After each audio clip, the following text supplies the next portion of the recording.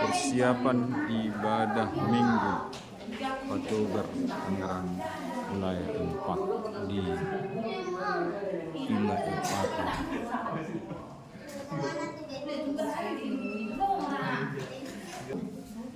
Tunjukkan bahwa anak-anak itu adalah anak Tuhan Yesus, ya. Anak Tuhan Yesus yang baik. Oke? Kita mau ibadah, kita mau memuji Tuhan. Sebelum kita memulai ibadah kita, mari kita persiapkan hati dan pikiran kita untuk memuji dan memuliakan Tuhan. Mari kita berdoa. Bapa di surga, Bapa yang baik, kembali kami datang ke hadirat-Mu, ya Bapa. Di pagi hari yang indah ini, Engkau menganugerahkan kasih sayang-Mu kepada kami, ya Tuhan, yang berkumpul di tempat ini, yaitu Bunguan Siregar wilayah 4. Yang saat ini kami, Tuhan, sudah mempersiapkan hati dan pikiran kami untuk memuji dan memuliakan nama-Mu di pagi hari yang cerah ini, ya Tuhan. Untuk itu, ya Tuhan, dengan segala kerendahan hati kami memohon Engkau datang, Engkau hadir di tengah-tengah kami, ya Tuhan.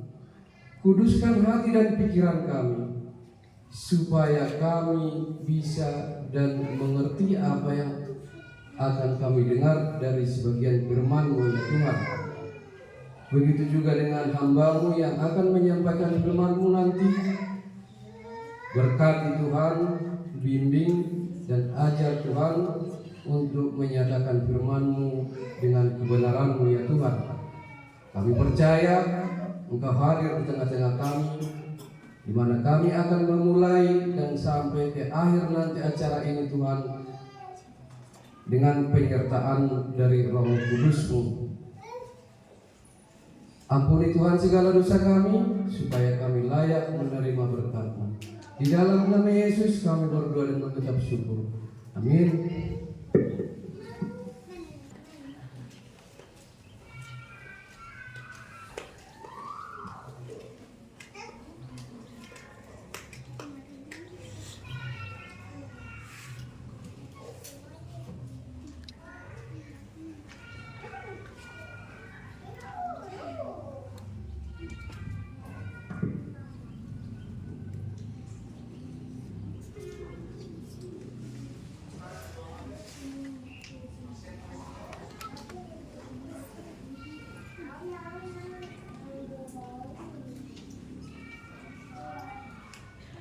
Yesus Kristus.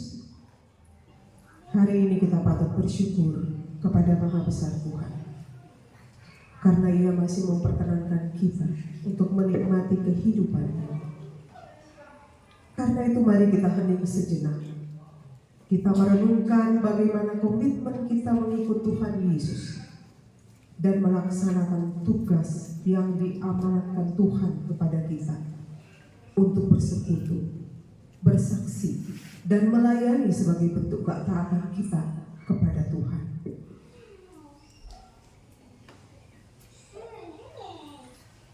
Kita akan mulaikan ibadah ini. Saya undang kita semua berdiri. Kita menyanyi dari buku nyanyian nomor 9, bait 1 dan 3.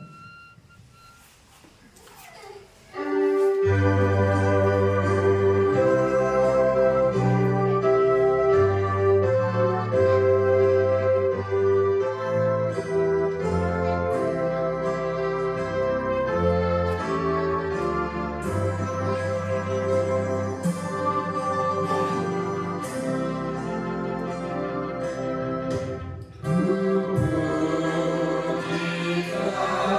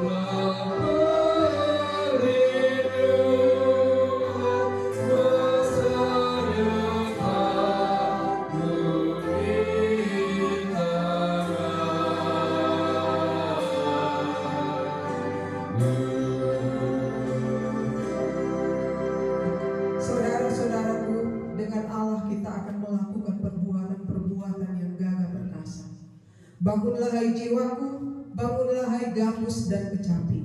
Aku mau membangunkan fajar. Aku mau bersyukur kepadamu di antara bangsa-bangsa ya Tuhan. Aku mau bermazmur bagimu di antara suku-suku bangsa. Mazmur 16 ayat 60 ayat 14a dan 57 ayat 9 sampai 10. Kita memohon Allah mentadbiskan ibadat ini. Pertolongan kepada kita adalah dalam nama Tuhan yang menjadikan langit dan bumi, yang tetap setia untuk selama-lamanya dan tidak meninggalkan perbuatan tangannya. Amin. Kasih karunia dan damai sejahtera dari Allah Bapa kita, dari Tuhan Yesus Kristus, menyertai kita sekalian. Amin. Silakan duduk. Kita sambut dengan menyanyi dari buku nyanyian nomor 216 baitnya yang kedua.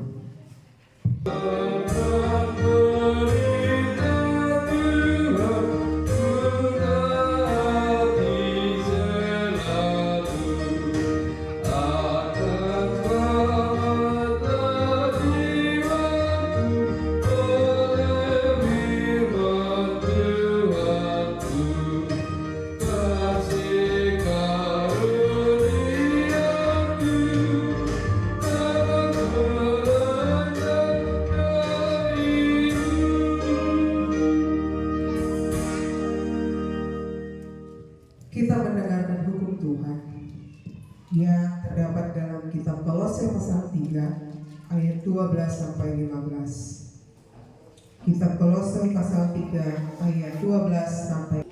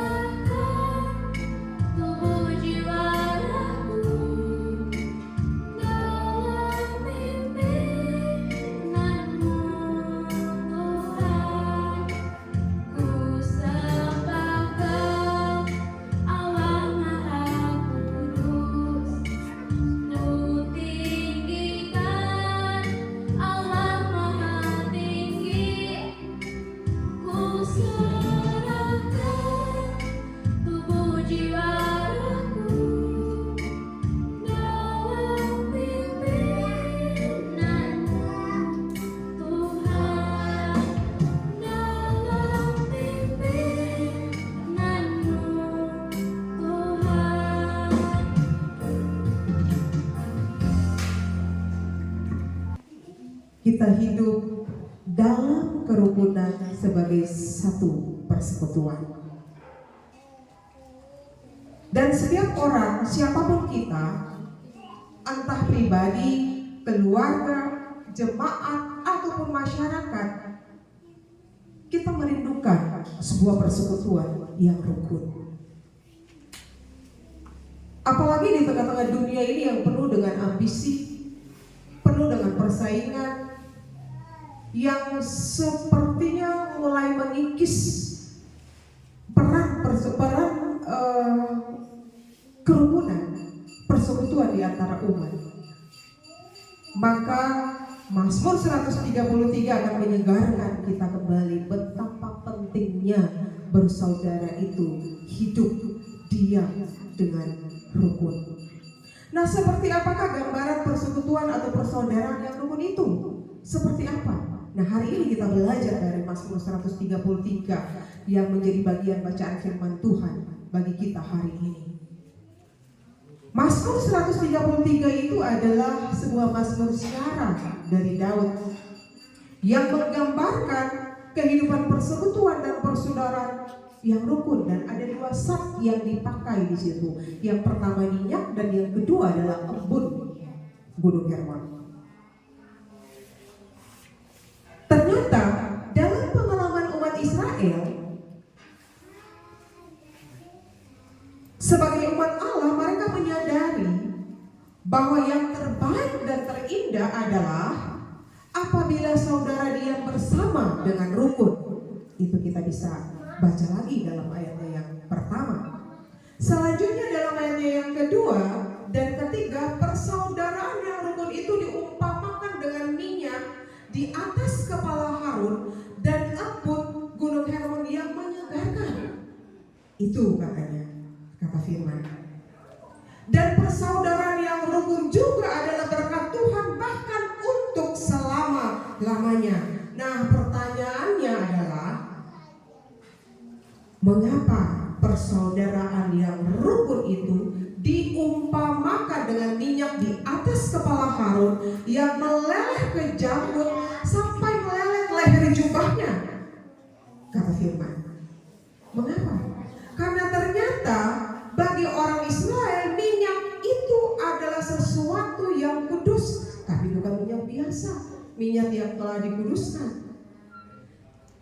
Bahwa minyak itu dipakai oleh Musa untuk mengurapi Harun. Nah, Musa yang mengurapi Harun menjadi imam di Israel. Dan minyak yang dipakai itu bukanlah minyak biasa, tetapi minyak yang dibuat sesuai dengan petunjuk Allah, sesuai dengan apa yang Tuhan atau Allah mau lakukan. Buatlah ini seperti ini, rempah-rempahnya, bahan-bahannya ini telah disiapkan oleh Allah, telah dikatakan oleh Allah kepada Musa, dan kemudian Musa meraciknya, dan minyak itulah yang menjadi minyak urapan bagi Harun menjadi imam. Sehingga dibilang seperti minyak yang meleleh ke janggut, ke atas kepala Harun sampai ke janggut, bahkan sampai ke jubahnya. Jadi minyak yang dipakai itu adalah minyak yang telah dikuduskan. Itu kita bisa bandingkan di dalam kitab Keluaran pasal 30. Itu tentang barang-barang kudus. Termasuk di dalamnya adalah minyak yang dipakai oleh Musa untuk mengurapi Harun menjadi imam. Meleleh ke janggut sampai ke jubahnya itu menunjukkan bahwa betapa Allah berlimpah-limpah memberkati dan menguduskan umat yang diam bersama dengan rukun. Ternyata kalau kita diam bersama, hidup dengan rukun itu, keluarga kita diberkati. Kita bisa lihat, ya amin, kita bisa lihat contoh, ada tak keluarga yang setiap hari bertengkar kemudian dia diberkati? Pasti tidak ada. Tapi kalau kita sebuah keluarga, sebuah persekutuan, ketika kita terus hidup dengan rukun, maka kita akan diberkati. Bukan berarti bahwa dalam keluarga kita tidak ada pertengkaran. Itu mustahil. Antara suami istri, tidak mungkin kan? Selama berapa tahun, tidak mungkin suami istri tidak ada clash, tidak ada konflik, pasti ada. Tapi konflik itu tidak akan membawa sampai mati. Karena ada yang demikian, sampai bahasa keluar dari mulut, sampai mati saya tak akan pernah melihatmu, kan? Giliran mati datang menghadap di peti, dia nangisnya lebih banyak, lebih kuat, lebih kencang daripada yang lain. Kenapa? Sakit hatilah aku, karena dulu aku tidak sayang, tidak menyayangi, tidak mengasihi dia. Dia udah mati, dia nggak dengar lagi kau memaafkannya. Seperti apapun bahasa kita, sepuitis apapun bahasa ucapan kita di depan peti, sekencang apapun kita berteriak, orang yang sudah mati tak akan mendengar apa yang kita ucapkan, dan itu tidak akan berguna baginya.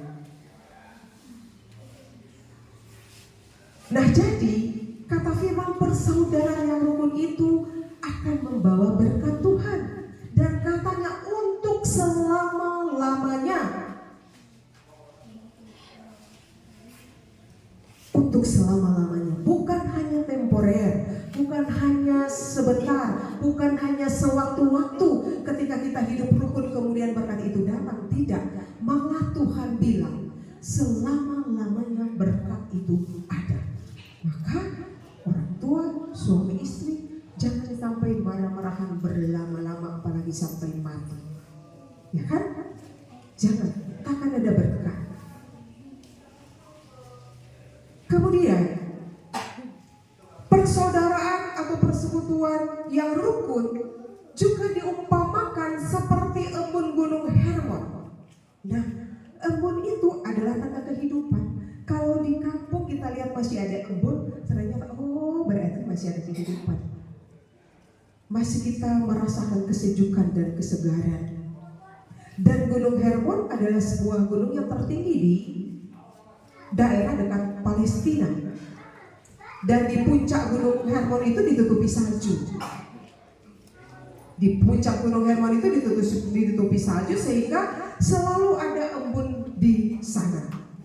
Nah, kondisi Gunung Hermon ternyata sangat berbeda dengan keadaan di sekitar Gunung Hermon. Kalau di Gunung Hermon itu ada salju, ada embun yang terus menutupi puncak gunungnya, tetapi di daerah sekitar Gunung Hermon ternyata adalah tanah gersang dan tandus. Nah, kita bisa membayangkan, memikirkan bagaimana pemazmur mengandaikan bahwa kehidupan persekutuan yang rukun itu seperti embun Gunung Hermon yang meleleh, yang mengalir sampai ke bawah, ke dasar gunung, ke kaki Gunung Hermon. Di mana di daerah Gunung Hermon itu adalah daerah yang tandus dan kering, yang berbeda dengan Gunung Hermon itu sendiri. Nah, seperti itulah sebetulnya persaudaraan yang rukun, yang memberikan kesejukan, yang mengalirkan kebahagiaan, yang mengalirkan kesegaran di tengah-tengah kehidupan persekutuan. Kalau embun Gunung Hermon mengalirkan embunnya ke tanah yang gersang di daerah sekitar Gunung Hermon, tanah yang kering, maka seperti itulah persekutuan yang rukun, di mana kita bisa mengalirkan, menularkan kehidupan yang baik kepada orang lain, kepada sesama kita di tempat yang tandus, yang kering. Kalau di situ ada pertengkaran, maka kita membawa damai di situ. Kita bukan membawa api. Itu yang dimaksudkan. Jadi begitulah persaudaraan yang rukun, yang memberikan kesejukan. Dan kata firman, kata Tuhan, disitulah juga atau di sanalah juga Allah memerintahkan berkat untuk selama-lamanya. Jadi saudara-saudaraku, bagian firman Tuhan kita hari ini mengajak kita untuk mewujudkan kehidupan persaudaraan yang rukun. Itu berarti sebagai keluarga Kristen, sebagai kumpulan, sebagai pumuan, kita dari kampung, keluarga, marga. Kalau kita di sini kita di sini adalah marga. Kita menjadi sebuah persekutuan yang bisa memberikan kesejukan dan kehangatan, kesegaran di tengah-tengah lingkungan kita. Kita bukan menjadi sebuah kumpulan yang hanya sekedar ada. Oh, ada Punguan Siregar Wilayah 4 ada loh. Punguan Siregar Wilayah 4, wah orangnya hebat-hebat loh di situ. Malah di situ ada sekum pusat loh. Tapi bagaimana persekutuan atau punguan ini bukan sekedar ada, tetapi memberikan kesejukan, membagikan berkat, menjadi kudus, hidup sesuai dengan apa yang Tuhan mau. Bagaimana Punguan Patogar Wilayah 4 ini dibangun atas dasar kasih Tuhan, di mana satu dengan yang lain bisa saling peduli, care, bisa saling memperhatikan. Saya bilang kemarin, berada di tengah-tengah Punguan Siregar Wilayah 4 ini, kita di sini, saya merasa saya berada di tengah-tengah keluarga saya di kampung. Karena tidak ada batas antara kita.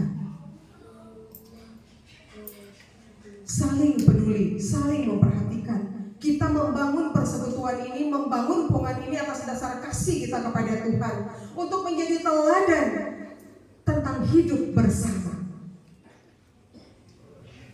Dan menyadari bahwa Allah mengutus kita, kumpulan kita, Punguan Patogar Wilayah 4, untuk melakukan pekerjaan-pekerjaan Allah di tengah-tengah dunia ini.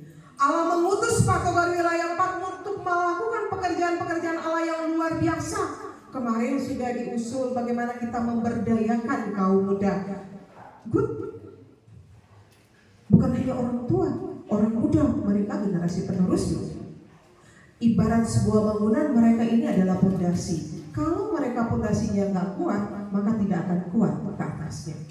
Kita membangun sebuah rumah kan, kalau dasarnya nggak kuat, mana bisa kuat di atas? Sekali angin diterpa angin, langsung hancur itu. Tetapi kalau bangunan dasarnya, pondasinya kuat, angin sekencang apapun itu menerpa, maka tidak akan roboh, tidak akan kuat. Maka dalam Punguan ini kita membangun anak-anak kita, anak-anak kita yang masih kecil-kecil.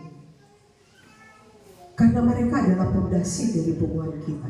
Tuh, berikanlah mereka tempat supaya mereka bisa menyalurkan apa yang mereka mau. Supaya enggak hanya setiap saat, menit, waktu dan ketika game aja yang mereka mainkan, tetapi otak dan pikiran mereka diasah, diolah bagaimana kita membangun umat Tuhan melalui Punguan Patogar Wilayah 4. Dan melalui aktivitas dalam kumpulan ini, kita semua sebetulnya sedang bersaksi tentang Kristus, tentang kasih Tuhan.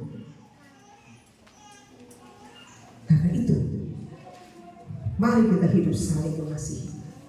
Mari kita hidup rukun, agar kerukunan kita, kumpulan kita, Punguan kita dilimpahi dengan berkat Tuhan, bagai embun Gunung Hermon yang mengalir. Karena dunia yang kita diami saat ini mengalami keadaan seperti sekitar Gunung Hermon yang tandus dan kering. Dunia sedang membutuhkan sentuhan rohani yang menyejukkan dan menyegarkan, sehingga seperti janji Tuhan, maka kita akan menerima berkat Tuhan untuk selama-lamanya.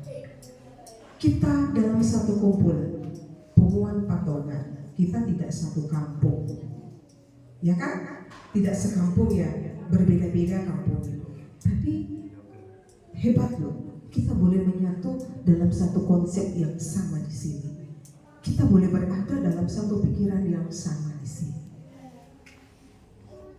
Ada sebuah ilustrasi menutup khotbah saya ini tentang pelangi. Suatu ketika, warna-warna di seluruh dunia bertengkar. Anak-anak tahu warna pelangi? Warna-warna bagus, warnanya bagus. Awalnya katanya sebuah pelangi itu adalah warna-warna yang terpisah, dan kemudian mereka bertengkar. Masing-masing warna menganggap bahwa diri mereka lah yang paling berharga dan yang paling penting, yang paling bermanfaat, yang paling disukai, yang paling disegani, yang paling oke lah di antara warna-warna pelangi yang ada. Hijau bilang, akulah yang terpenting. Aku adalah pertanda kehidupan, dan aku adalah pertanda harapan. Tuhan telah memilih aku untuk mewarnai rerumputan, pepohonan. Lihat di desa, kita lihat sekarang di sekitar. Aku adalah warna yang mayoritas, kata hijau. Biru gak mau kalah. Dia langsung interupsi. Sebentar, Hijau. Kamu hanya berpikir tentang bumi. Pertimbangkanlah langit yang memberikan ruang kedamaian dan ketenangan. Tanpa kedamaian, kamu semua tidak akan nyaman dan tidak akan menjadi apa-apa. Karena langit kan biru. Langit warna apa anak-anak? Langit warna biru.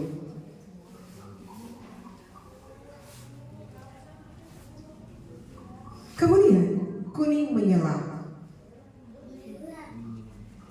Dia kemudian sambil tertawa kecil katanya, kalian serius amat ya? Aku adalah warna paling disukai dan diminati. Lihatlah aku, kata kuning. Aku membawa tawa dan kesenangan. Aku membawa kehangatan bagi dunia. Matahari warna, bintang warna, semua berwarna kuning. Setiap kali aku melihat bunga matahari, seluruh dunia akan tersenyum. Dan tanpa aku tidak ada kebahagiaan dan tidak ada kesenangan di dunia, tidak ada kehangatan, kata kuning. Si orange tidak mau kalah. Sambil meniup trompetnya, kemudian melepaskannya, dia kemudian berkata, akulah yang paling berguna dan bermanfaat. Aku adalah warna kesehatan. Aku adalah warna kekuatan. Aku jarang, tetapi aku berharga karena aku mengisi kebutuhan hidup manusia. Aku membawa vitamin yang terpenting. Vitamin apa itu orange? C. Lihatlah wortel, lihat labu, lihat jeruk, lihat mangga, lihat papaya. Apalagi waktu COVID, itu yang paling dibutuhkan oleh kita semua. Aku tidak ada di mana-mana, kata orange. Dan setiap saat, tetapi akulah yang memberi warna saat fajar atau saat matahari terbenam. Keindahanku begitu menakjubkan sehingga semua akan terpesona. Kalau sunrise ya, kita lihat pagi. Sunset, lihat sore mau terbenam. Itu orange yang muncul dan indah. Orang bule datang, luar negeri datang ke Indonesia mencari sunset dan sunrise-nya. Nah, itu yang membuat si orange bangga. Nah, si merah tak mau kalah dan dia tidak bisa diam lama. Maka dia pun berteriak, aku adalah pemimpin kalian. Aku adalah darah. Darah adalah kehidupan. Aku adalah warna bahaya dan keberanian. Di mana-mana kalau ada tanda warning itu pasti warna merah. Aku berani bertengkar untuk satu kuasa. Aku membawa api ke dalam darah. Tanpa aku bumi akan kosong laksana bulan. Dan aku adalah warna hasrat dan cinta yang diinginkan oleh semua orang. Aku adalah warna ambisi. Tuh kata merah. Kemudian si ungu bangkit dan berdiri setinggi-tingginya. Kemudian dengan angkuhnya dia bicara. Aku adalah warna kerajaan. Dan aku adalah warna kekuasaan. Raja dan pemimpin-pemimpin gereja selalu memilih aku. Memang kalau kami di gereja di Gemim ada stola warna hijau dan kain mimbar warna hijau. Ungu. Latar belakangnya juga ungu. Kita tidak tahu kenapa. Saya juga dalam kumpulan guru-guru agama SMP sekabupaten di tempat saya pengurus ketuanya. Kalau bikin baliho, saya suka backgroundnya itu ungu. Mungkin karena dari situ kali. Kayaknya ungu itu warna gereja ya. Seperti itu. Tuh dengan sombongnya dibicara. Dan aku adalah warna sebagai tanda otoritas dan kebijaksanaan, dan tak ada yang bisa menentangku. Mereka pasti mendengarkan dan menuruti kehendakku. Akhirnya, warna yang terakhir yaitu warna nila berbicara dengan pelan dan lemah lembut, lebih pelan dari yang lainnya, tapi dengan kekuatan dan niat yang sama seperti warna-warna sebelumnya. Pikirkanlah tentang aku warna yang diam. Kalian jarang memperhatikan pentingnya aku dan merepresentasikan pikiran dan refleksi. Kalian membutuhkan aku untuk keseimbangan dan kontras, untuk doa dan ketentraman batin, kata Nila. Nah, semua warna terus menyombongkan diri masing-masing, menganggap bahwa lebih penting warna mereka lebih penting dari yang lain, dan menganggap bahwa warnanya lebih superioritas dari warna yang lain. Tiba-tiba sinar halilintar menggelegar dengan guntur yang dahsyat di jagat raya dan membuat hujan turun lebat ke bumi. Dan warna-warna ini menjadi ketakutan. Mereka berdempetan, berdekatan satu sama lain mencari ketenangan. Di tengah-tengah gemuruh hujan, maka hujan berbicara.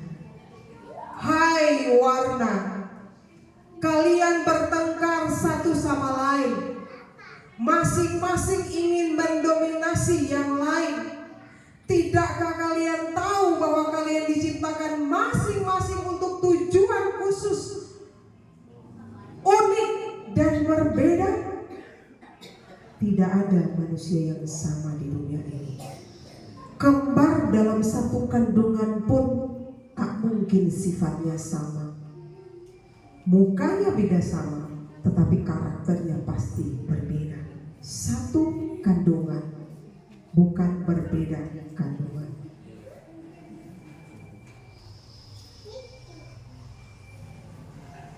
Jadi kata hujan, kalian itu warna-warna yang diciptakan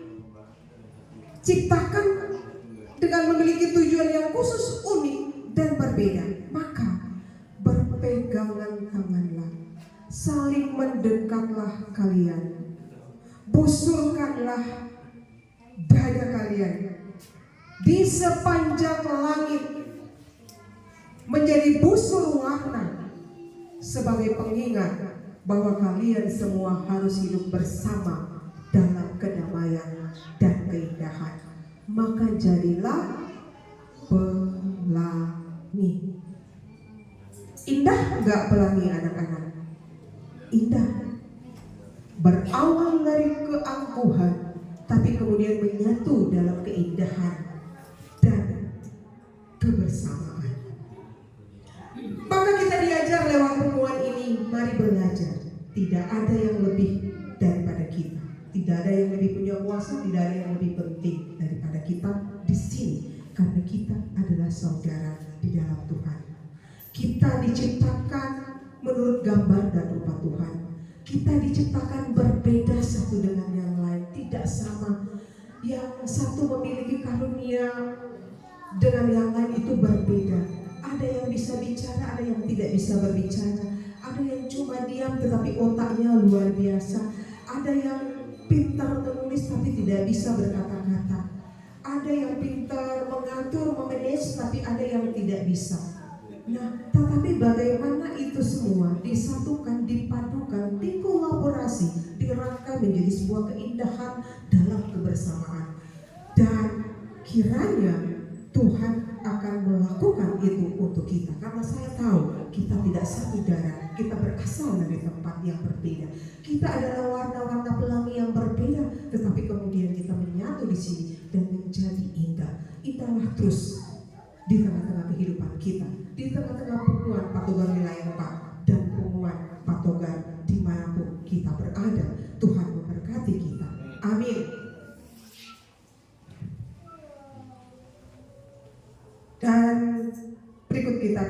persembahkan pujian dari anak yang terkasih, Tessa Borusirela.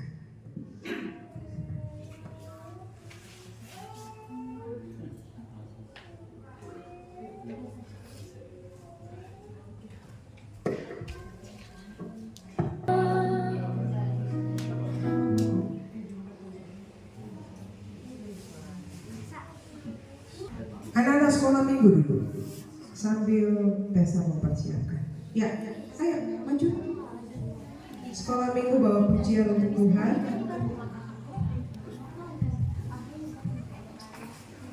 Ya, anak-anak pintar itu Sumadi. Ayo, silakan dia pintar sekali.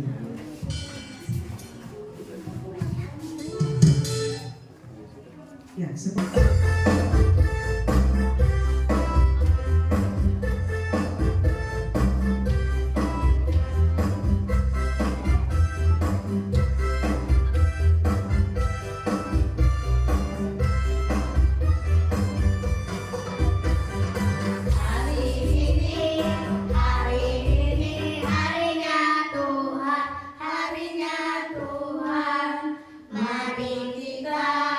Mari kita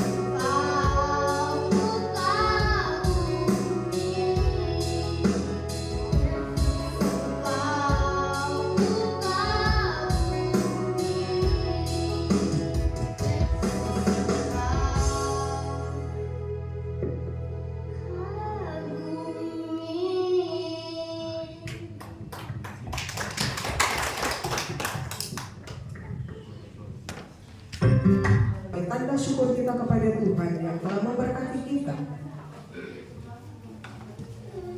Dan sambil kita memberi persembahan, kita diangkat dengan menyanyi dari buku nyanyian nomor 573 bait 1 dan 3.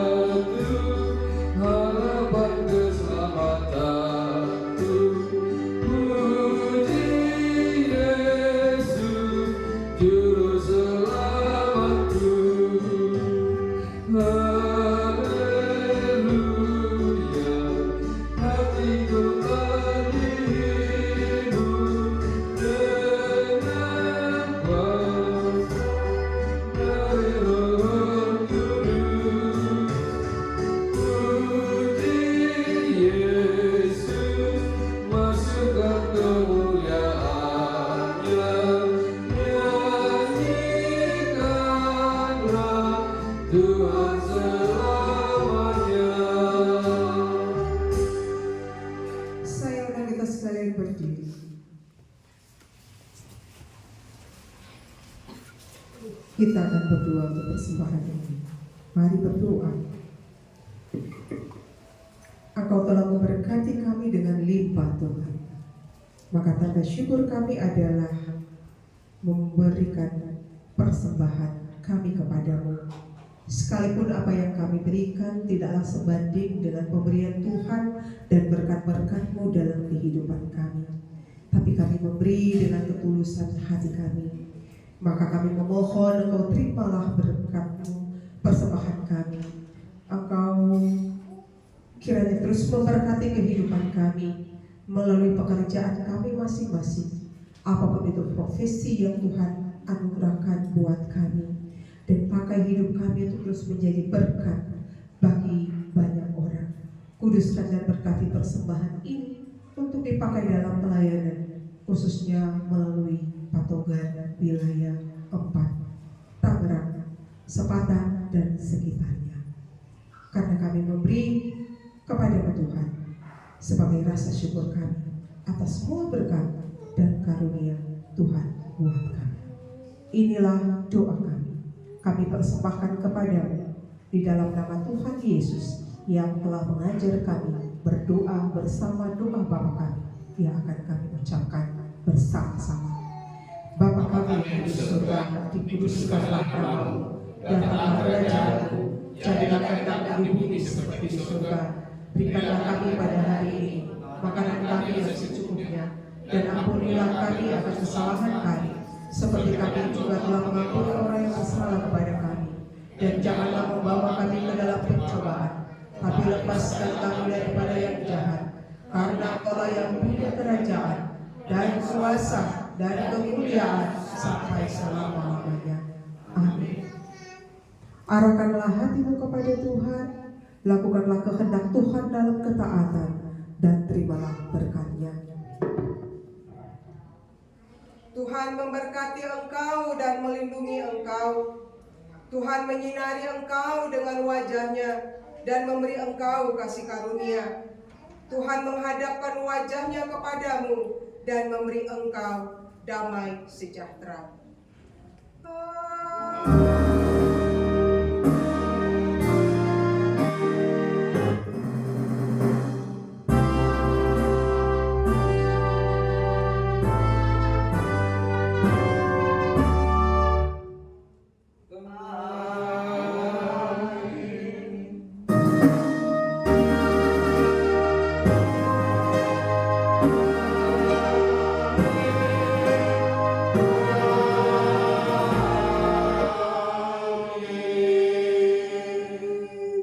Selamat hari Minggu, Tuhan Yesus memberkati kita sekalian. Saling berjabat tangan. Selamat hari Minggu.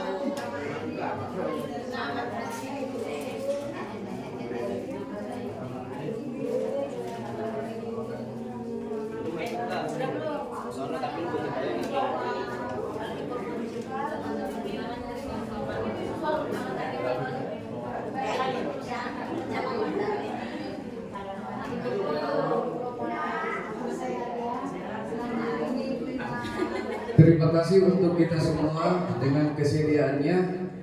Jadi untuk informasi berikutnya, kita habis ini langsung ke makan siang, baru kita persiapkan untuk balik kanan.